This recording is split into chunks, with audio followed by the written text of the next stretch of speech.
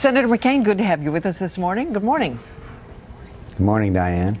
You have criticized Senator Obama in the past for not going to Iraq and getting a fresh assessment. He is in Iraq as we speak this morning. Does this take care of it?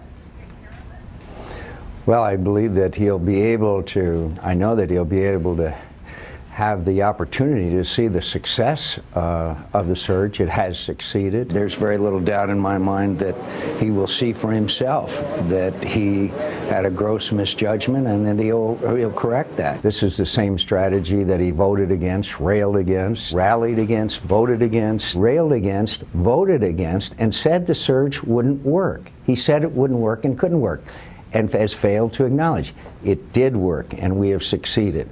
Thank God.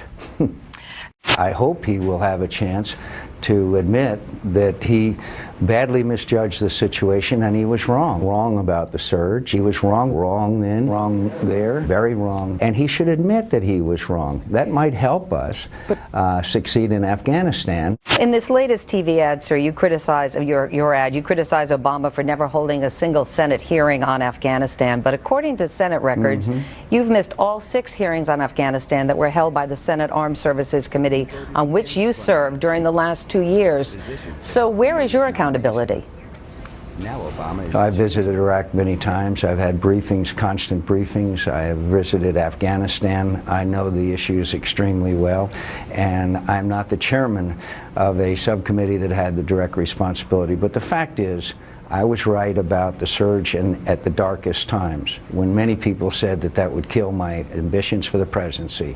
I did it because I believed it was best for America. You know, his camp has said that, in fact, he was out ahead of you on Afghanistan, where the real problem is today. The level of violence has increased, with more U.S. and NATO troops killed in June in Afghanistan than were in Iraq. The Taliban resurging, and also Senator Obama says that he was warning of this all along. Does he deserve the credit for saying that there should be more troops in Afghanistan? And now the chairman of the Joint Chiefs is saying just the same thing. Actually, the chairman of the Joint Chiefs said yesterday that it would be very dangerous to do what Senator Obama wants to do in Iraq. He said that the fragile victory that we are succeeding in gaining would be all placed at risk if we did what Senator Obama wanted. But the chairman of the Joint Chiefs says, I need the troops, I need the additional brigades, but I don't have troops I can reach for to send to Afghanistan until I have a reduced requirement in Iraq. So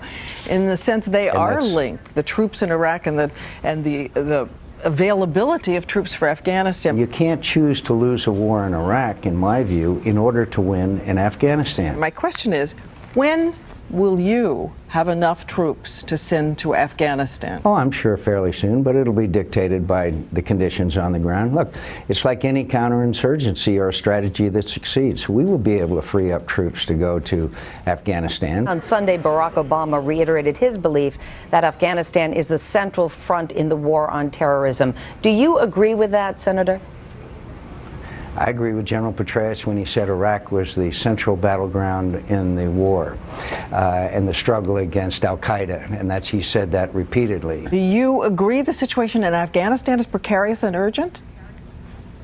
Well, I think it's very serious. Not precarious I think it's a serious and urgent? situation.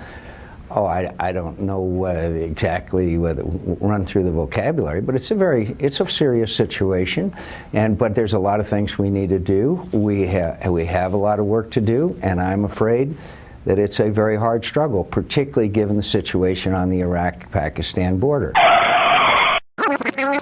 Particularly given the situation on the Iraq-Pakistan border. And I would not announce that I'm going to attack Pakistan, as Senator Obama did when he was during his campaign. Of course, I've been following closely the events in Afghanistan. I gave speeches in Germany talking about the need for more NATO troops, more U.S. troops. Obviously, we have challenges in Afghanistan, which will require more troops and more NATO participation. But it's more complicated than that, Diane. It's not just a matter of troops. It's a matter of our relations with Pakistan. It's relations with a new strategy, which can and will succeed. It's more than just troops.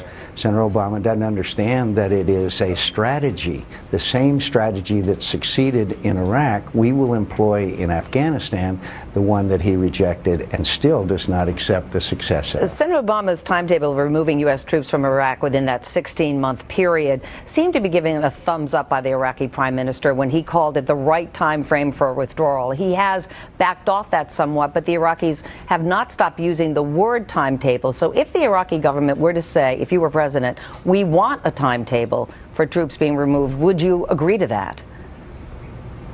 I've been there too many times. I've met too many times with them, and I know what they want. They want it based on conditions, and of course they'd like to have us out. That's what happens when you win wars. You leave. We may have a residual presence there, as even Senator Obama has admitted, but the fact is that it should be that's the agreement between Prime Minister Maliki, the Iraqi government, and the United States is it will be based on conditions. I think we should trust the word of General Petraeus, who has orchestrated a dramatic turnaround.